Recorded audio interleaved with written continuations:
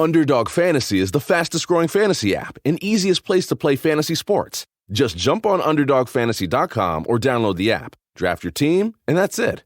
And if drafts aren't your thing, they also have a pick'em game where you can win 20 times your money in a single night. Use promo code RADIO, and Underdog will double your first deposit when you sign up with up to $100 in bonus cash. Deposit $100, get $100 free. That's promo code RADIO.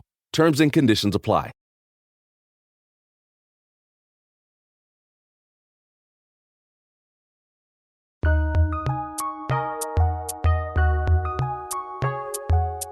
Welcome to the Fantasy NBA Today podcast.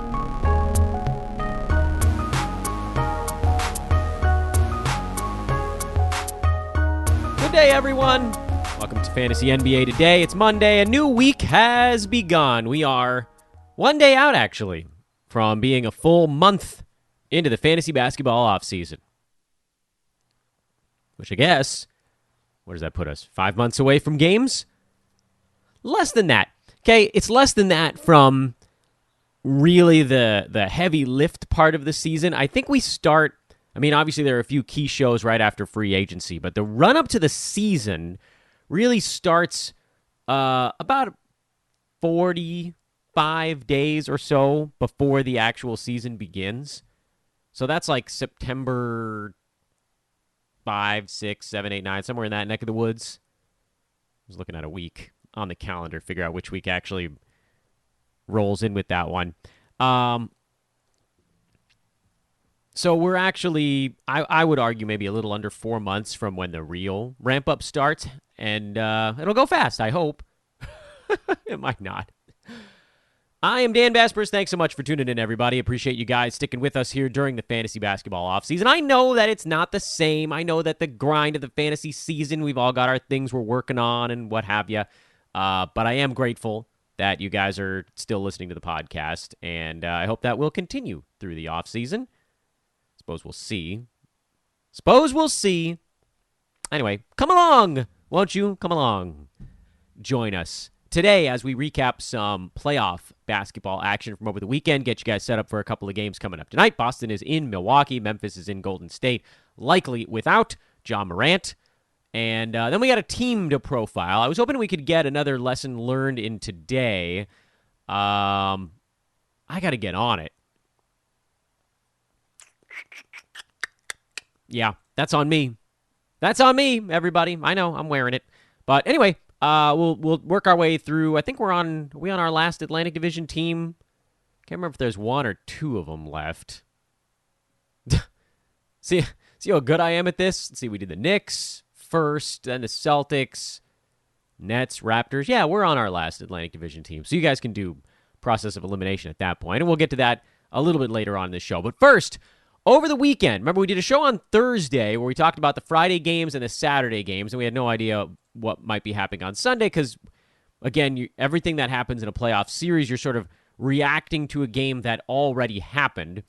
One that I mentioned as I thought was my favorite under of the Friday-Saturday card was Phoenix-Dallas Game 3. Because Phoenix was coming off that game where they shot like 65%, and even though the pace was actually really slow, the teams put up like 245 points. What was the actual number on that one? Was that Wednesday's game? 238? Even though the pace was at like 205 or something silly like that. And so when that total went up on Friday, actually closed at the same number as the previous game, but it was higher, and then it came back down, probably because a bunch of folks clobbered the under at the last moment, and then the game, of course, ended at 197 before the game on Sunday went back to going over, actually basically hit the number, I should say. It was very close. Final line was 214, final total was 212. When it's that close to the number, you just say that they got it right. I know it went under, but when it's that close, that means the line was right. That's from a totals perspective, that's not enough wiggle room. If you're betting a total based on thinking you had 2 points to work with, one possession in a 48-minute ball game, no, that's a coin flip. That's a coin flip. So now this series moves back to Phoenix, and everybody seems to be fine for it by all accounts, but that's tomorrow, so we'll get to that in due time. As far as other stuff that happened over the week, I don't want to spend too much time on that particular series because Phoenix, Dallas is tomorrow and Philly, Miami is tomorrow. Those teams played on Sunday. I was just talking about what happened over the weekend. So Phoenix, Dallas went under and then basically hit the number, but also did stay ever so slightly under. Miami, Philadelphia went way under on Friday because Miami put up 79 blistering points. You knew they'd do better from a scoring perspective on Sunday, but Philly did as well. That game went over on Sunday. So that one went over and then under and then over, And Phoenix, Dallas, I guess technically went under twice, if you're going to be kind of a stickler about it. Boston, Milwaukee, just 204 in their game on Saturday. And you guys, I know, probably wish that I would talk about the side a little bit more. I just don't think sides in the playoffs are that reliable.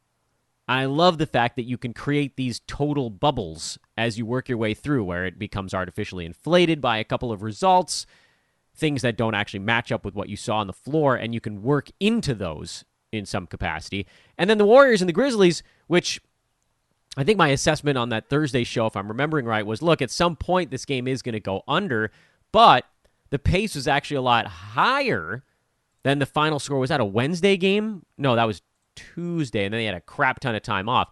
Memphis, remember, beat Golden State 106-101, went under the total by 20 points, but as you may have recalled from our discussion on Thursday's show, the pace of that series, Warriors put up 101 points in a game where they had 95 shots and 18 turnovers, even if you don't worry about the free throw stuff, which we do because it does factor into possessions in some capacity. You're talking about 113 tries at the rim without free throws.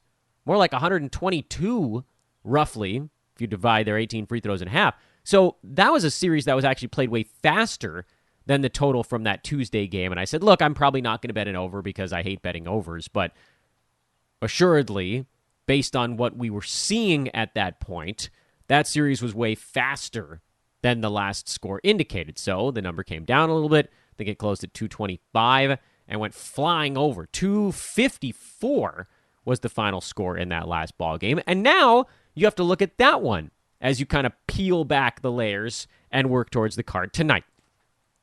So let's do that right now. I need a little bit of a weekend recap there. Milwaukee leads Boston in their series 2-1. Warriors lead Memphis 2-1. Phoenix, Dallas tied at 2. Philly, Miami tied at 2, but we'll talk more about those two tomorrow. I want to start with Memphis Golden State because I think it's going to be a shorter handicap, mostly because Ja Morant is out. And with Ja out, it changes the way the game is going to be played. It changes the way everything is going, all of our expectations. Because it's not going to be like the regular season, where Memphis was just like magically still good without Ja Morant, because they came in these waves of great players playing so hard and fast and forcing turnovers and creating havoc that they didn't need the clutch ability of Ja Morant in those regular season games the way that they do in the playoffs. They need him. I know that he got hurt late and it wasn't going to make much of a difference in Game 3, but he was also kind of the only guy who played well for Memphis in Game 3. You knew JJJ played pretty well the first couple of ball games. You knew that was going to start to taper off a little bit because he's not a career 55-60% shooter. Low 40s last couple of years because of his shot selection. And the Warriors were going to start to make a few. I don't think we saw this type of massive swing coming, but you knew it wasn't going to stick permanently the way it was. So I honestly don't know how you bet a Memphis Warriors game right now. Despite the fact that, and again, we see this sometimes where, teams making shots does artificially depress the number of possessions in the ball game. It does. But at the same time, Warriors out-rebounding the Grizzlies 38-29, allowed them a couple extra opportunities. Warriors were in the 111, 112 possession range. Memphis was more in the... Actually, I guess they were both relatively close. Yeah, both teams were around 111, 112. So 224, 225 possessions was what you were looking at there. And then, even though the game slowed down a little bit, you saw better offensive execution. And that led to a blistering over. This total is at 223 right now. It's come down a couple of points on the Ja Morant news, or it would have been higher, probably in the 226, 227 range. And I think you just have to leave it alone and get into a lot of trouble betting into a game where you just sort of don't know how a team is going to react. Sure, they're going to play hard, but is the offense going to come? Are you going to see everybody else step up the way you would in a regular season game?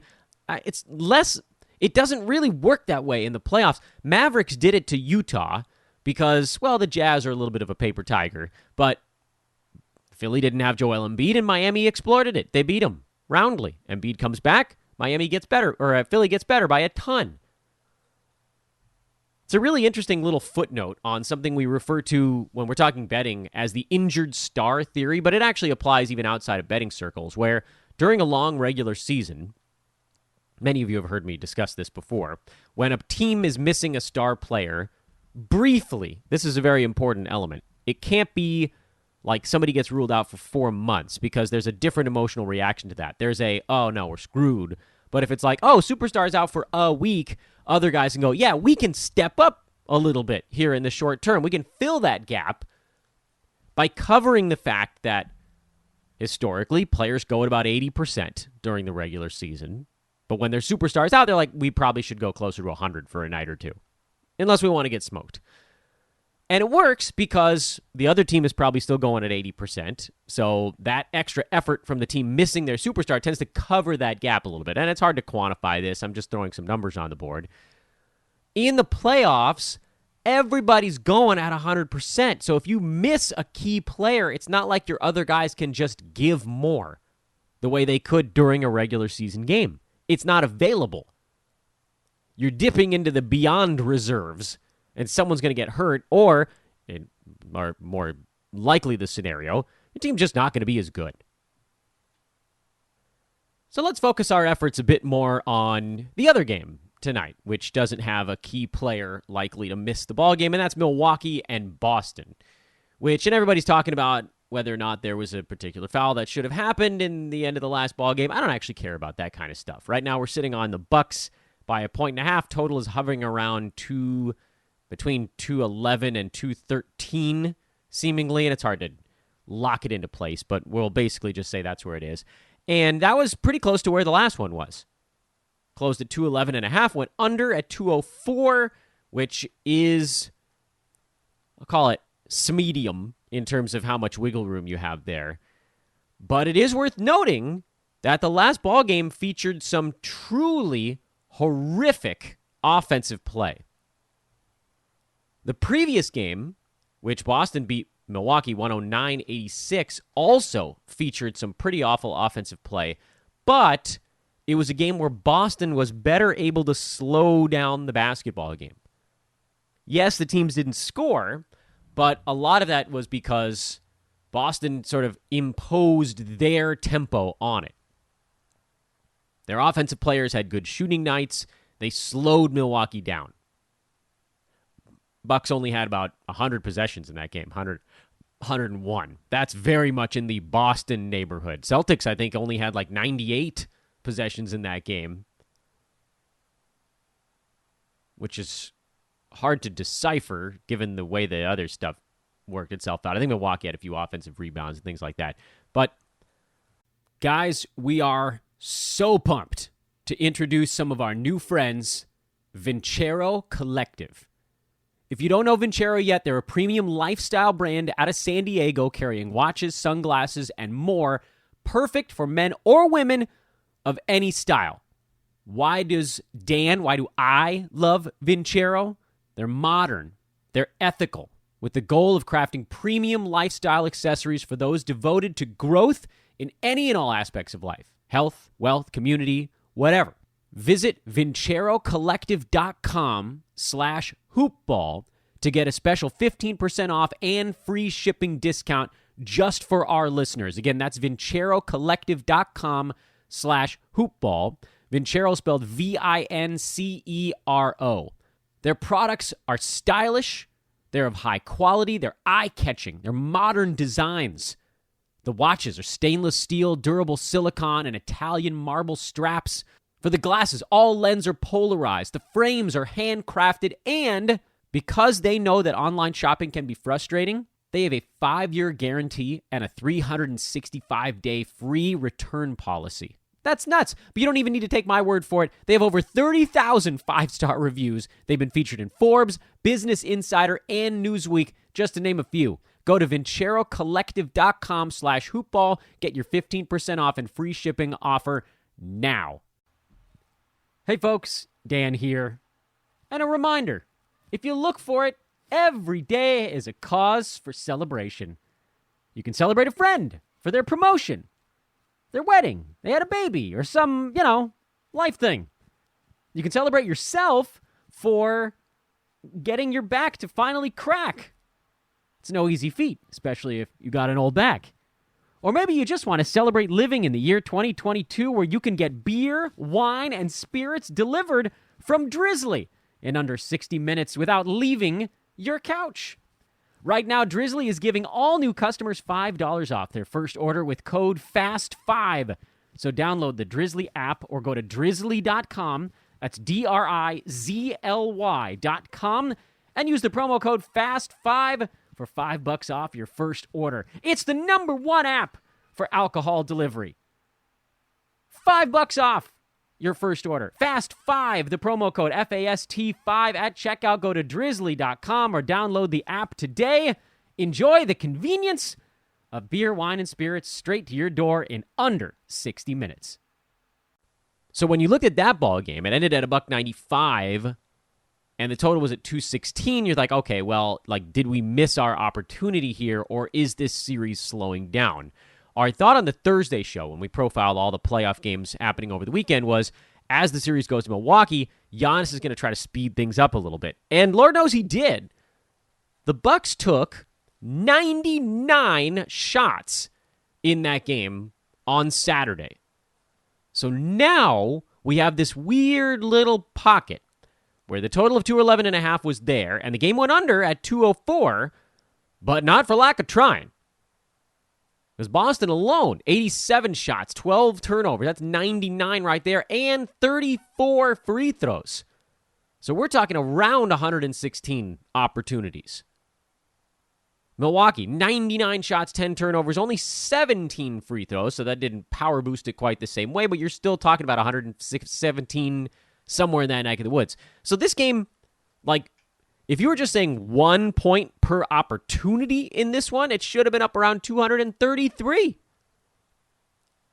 Can Milwaukee speed the game up again? I know that they barely hung on and they barely won it, and a lot of folks on the Boston side are like, well, look, Jason Tatum was terrible and we still only won this ballgame. Yes, that's true, but you got way more out of Al Horford on offense than you could have ever expected. Jaylen Brown was excellent, and you got 34 free throws. So these things have a way of canceling each other out.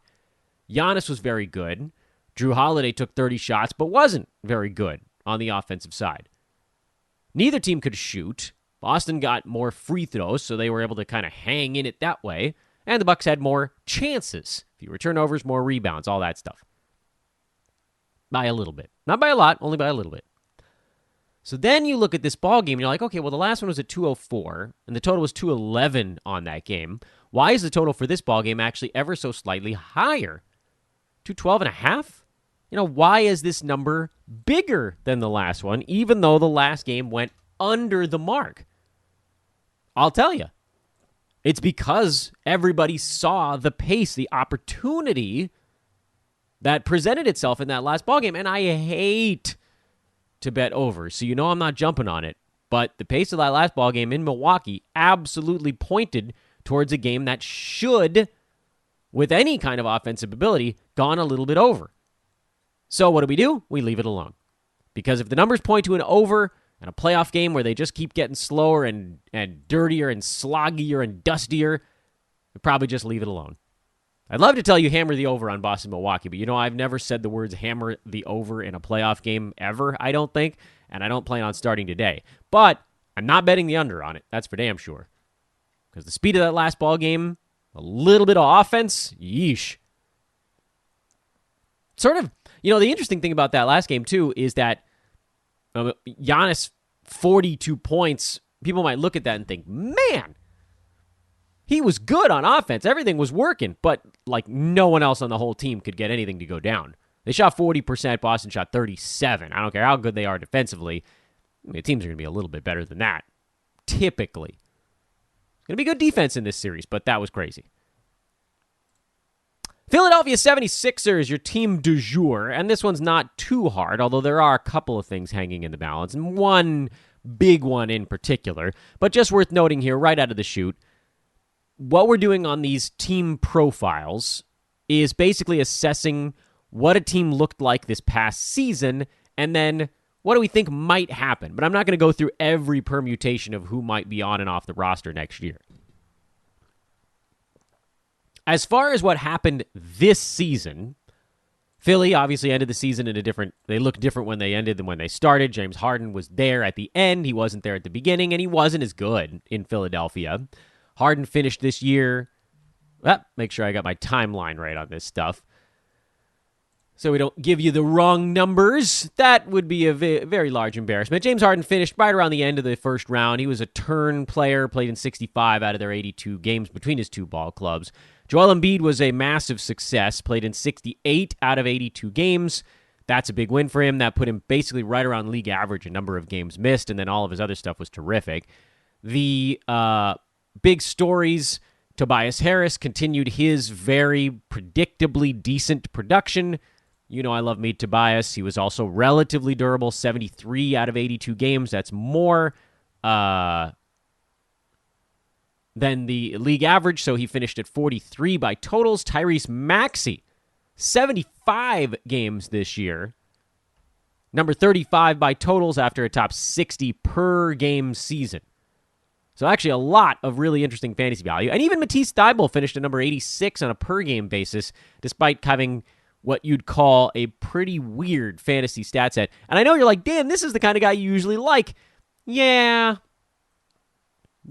but I actually think that there are other ways to get your steals and blocks, particularly steals. I know he was bordering on elite in that category at 1.7 steals a game, but he's actually so awful in the non-defensive categories that in my mind, he's kind of where I draw the line, where his value is a bit artificially inflated. There are guys that good defensive stats. You know, guys like Rob Covington, who you know I've loved for a long, long time. But at least he gets you like 8 points a game and 1.5 3-pointers or whatever. Like there's some at 4.5, 5 rebounds, stuff like that. There's some impact outside of just steals and blocks. And for Thibault, that's really all he did.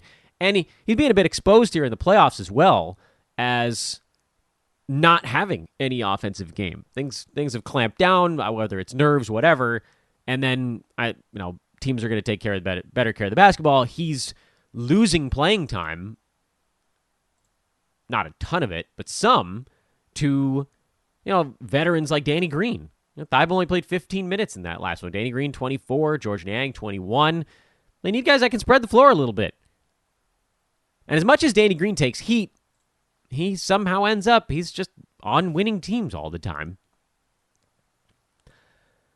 Well, what does it mean going forward? For one, Tyrese Maxey is probably going to get a tiny bit overdrafted next year. He had a fantastic season. I don't know how he gets better or does more unless James Harden doesn't exercise his player option for $47 million. But I don't know why he would do that. Because we've seen James Harden lately, and he's not going to get that type of massive extension in Philly, I don't think. I guess he could go free agent and then try to re-sign in Philadelphia. That, to me, feels like the only thing that ends up happening there, if anything at all. The Sixers are likely littered with players set to be overdrafted. If I thought Joel Embiid was overdrafted before, Embiid, after a hugely successful season, is a very dangerous overdraft prospect. And look, I'm willing to admit it. He was a guy I avoided on draft night because of the fear of injury, and he basically survived. He played a league average number of games, which on that particular point is a huge win for Joel Embiid, because we figured he would miss at least 5, maybe even more, like 10 games more than the league average player. So if you were spending a mid-first round pick on him, there was almost no way he was going to be inside the top 12. Despite the really great per-game production, it was going to be like what Kevin Durant ended up being this year. But he didn't. He made it, and so his per-game translated to his totals value. And now next year, everybody's going to look at Joel and go, well, he was number 3 per game. He was number 3 by totals. I think he was even number 2 in some spots, depending on how the rank board was going. Poop. I'll take him inside the top 5. That's how I didn't swear on a podcast, by the way. Probably should have said crap. Whatever. I live with kids. What are you going to do? And I still don't think I can do it. I know we've now kind of seen it, and maybe he does it again, but I also now, once a guy does it once, is there as large of an impetus for him to do it again? To be this healthy? Maybe he just coasts into about 68 games again next year, in which case, if you took him at number 5, he probably ends up being a very small value at that spot. I just can't do it. I can't do it. I can't take that risk. If it worked, you got a really nice play. And a lot of the teams that won this year that didn't have Nikola Jokic did have Joel Embiid. But they sure as, weren't the only ones.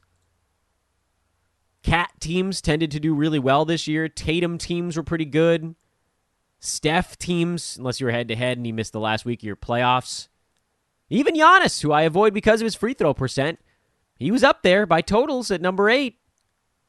14 by averages. Those guys that worked their way up to the top of the board in totals that also went in the first round, those guys were winning plays too. Just so happened a lot of guys got hurt this year. So the fact that Embiid didn't have a big injury, changed the complexion a lot. I am unsure of where James Harden is going to get drafted next year. My guess is that he falls into that just outside the top bucket group of going in there. I don't know who it's going to be. I mean, we know Jokic is going to be at the very, very top. Cat's going to be up at the top. Steph probably ends up near the top, I would think. Maybe not. He was number 6 by averages. Does LeBron shoot back into the top 6? Is KD in the top 5 or 6? Maybe we only know that it's Jokic, Cat, and maybe Embiid. Maybe we have the top 3 locked in. Regardless, we always have a top few that everybody mostly agrees on. And then there's this big bunch up between 4 and 10 or 5 and 10. My guess is that Harden probably falls into that group next year, and maybe even towards the back end of it. If it's the bunch between 5 and 10, he's probably more in the 9 or 10 category. And at that point, yeah, he probably would be fine there. I would expect him to play in pretty close to a league average number of games next season, so if you get him at 9 or 10, he probably ends up, my guess is, probably near 9 or 10. I don't really know where Maxi's going to go, but from a what is he going to do standpoint, probably pretty similar stuff. He's good. He's young. I don't see any reason why he should take a step backwards. And then you got Tobias Harris, who I hate all of you guys, by the way. Just throw that out there. I hate you all because every time I'm in a league with someone who listens to the podcast, they grab Tobias Harris at pick number 49 before I can grab him at pick 53 or whatever it turns out to be. It happens every damn year without fail. And without fail, it works because he has a per-game value near 50 usually, and he tends to play in more games than the league average league average basketball player, which he did again this year. And so even though he didn't even hit his per-game mark, he still beat it by a bunch, by totals at number 43. He will most likely be a value again next year. Took him time, a lot of time actually, to figure out how to play alongside James Harden. You're seeing him actually play much better here during the playoffs. My guess is that Tobias Harris gets drafted in the late 60s or 70 range next year, and for sure I'll take a shot on him there.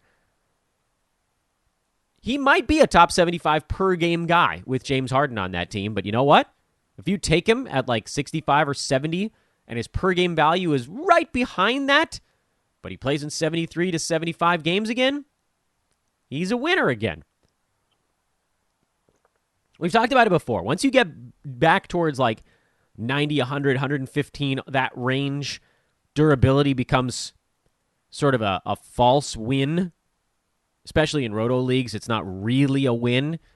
But somebody who's 65, 70, that's quite durable, that's a win. That's still a win. You want your 6th round pick or whatever we're talking about here. You want that guy to play in basketball games. If y'all are going to try to sell me on rookies, Evan Mobley is a really nice example of this, of a rookie who played in a lot of ball games. He missed a few in there, but he was in that 65 to 75 range. Relatively durable. I guess he only played in 69 games, so not quite as great as I thought off the top of my head. Scottie Barnes, another great example, 66, but he played in 74 ball games. That's a big deal. Jordan Poole, 64, but played in 76 ball games. Once you get down a little farther along the board, again, probably outside the top 90, then you start to think, okay, well, Dorian Finney-Smith, he was super durable this year. He did finish in the 90s, by the way, amazingly. He played in 80 ball games, and that's cool for head-to-head. That's great for head-to-head, because you never have to think about it. He's just there every ball game. Roto, do I really want 80 games out of a top 100 player? I think I'd probably rather shoot for someone a little more brittle in the, 75 to 85 range, whatever. But you give me someone in the 65 to 75 range who plays, that's big. Those are games well spent. Those guys are slightly positive impact guys. They're moving the ball, they're moving the boulder forward. Now, again, we don't really know everything that's going to go on with Philly in the offseason, same as the way we've talked about on all of these other teams. But if you're going to put names down on a board of guys that I think you could possibly target this next year, I would say if Harden falls down near the turn, he's targetable. If Tobias Harris is going in the 60s or later, he becomes a target again, which I think he will, because he wasn't a top 60 guy after Harden got there. It was a big adjustment period for him. Joel Embiid is probably going to go a little too early. And then Tyrese Maxey, I really don't know. But basically the only players coming off the books for Philly this year are non-impact guys. So you kind of don't have to worry about it at all. Easy peasy. Just a few names to put on your board. I love it. Friends, check out our buddies over at Fantasy MLB Today and Fantasy NFL Today, as well as the Fantasy Pass, because the very hard-working fantasy sports writers at Sports Ethos are putting together season in review package ideas as well. We do some lessons learned here on the show. Theirs are a bit more in-depth and clever than ours. And NBA draft content already coming out at Sports Ethos. You want to figure out what rookie you should be taking? You kind of need to know early. Start the deep dive. There's no offseason at Sports Ethos, only the pre-draft season, which is actually what it is for both football and basketball right now. Check that out at Ethos Fantasy BK, Ethos Fantasy BB, Ethos Fantasy FB are the three sports feeds we have right now. One of them, obviously, quite a bit older and more built out than the others. Ladies and gentlemen, have a wonderful Monday. Back at you tomorrow. Will we have a team? Will we have a lesson? Will we have something else entirely? I don't know, because I just finished this one. Jeez, what do you guys want from me? Have a great day. We'll talk to you tomorrow.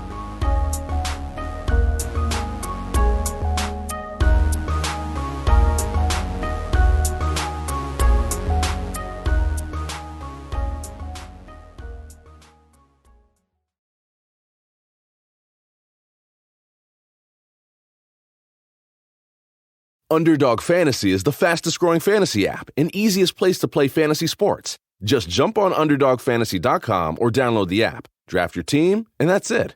And if drafts aren't your thing, they also have a pick'em game where you can win 20 times your money in a single night. Use promo code RADIO, and Underdog will double your first deposit when you sign up with up to $100 in bonus cash. Deposit $100, get $100 free. That's promo code RADIO. Terms and conditions apply.